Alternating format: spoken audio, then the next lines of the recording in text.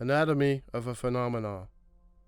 A Social Studies Report for Grade 10 by Lloyd and WSJ. Floaters, aka bobs, are an anomalous phenomena reported locally since the time of the Indians and the first white settlers. The name refers to the ability of these beings to detach their heads from the trunks of their bodies, the heads then being able to fly or float at will, or bob through the air like a buoy bobbing on a body of water. While many sightings have been reported in Halton County, with reports focusing on both the town of Oakville and the Valley of the 16, centering on the abandoned village of Proudfoot's Hollow, floaters or flying heads have been reported throughout Ontario and western New York, but accounts can be found throughout North America and around the world. Oddities. In his book, Oddities, 1928, British paranormal author Rupert T. Gould had the following account of a Filipino tribe called the Burbalangs. These Burbalangs are ghouls and must eat human flesh occasionally, or they would die. You can always tell them because the pupils of their eyes are not round, but just narrow slits like those of a cat.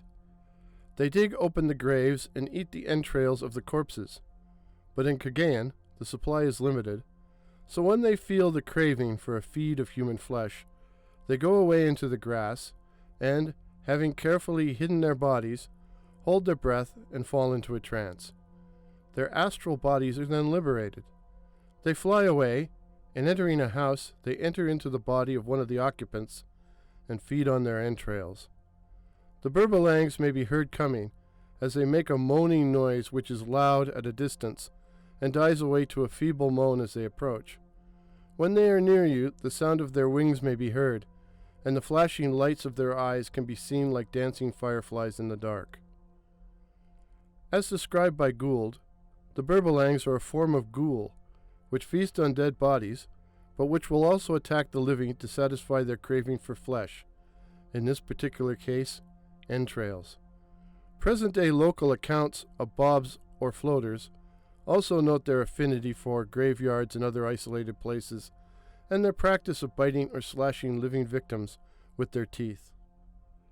Malignant beings with the ability to detach their heads from their bodies are a well-known facet of Asian folklore.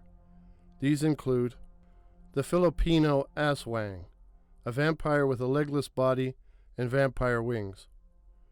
Rokurokubi, wicked individuals who, like Burbalangs, are able to detach their heads from their bodies while in a trance state, flying forth to attack lonely travelers and drink their blood. However, if their sleeping body is moved, the head is unable to return and reattach itself.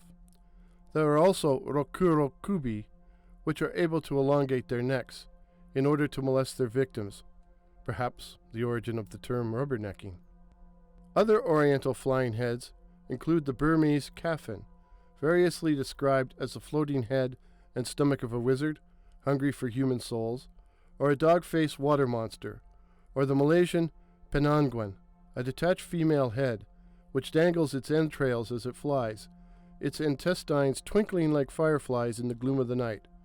Pregnant women and small children are the primary victims of this disgusting creature, which can only be defeated by placing thorny branches around any open window, the better to snag its guts. This report to be continued.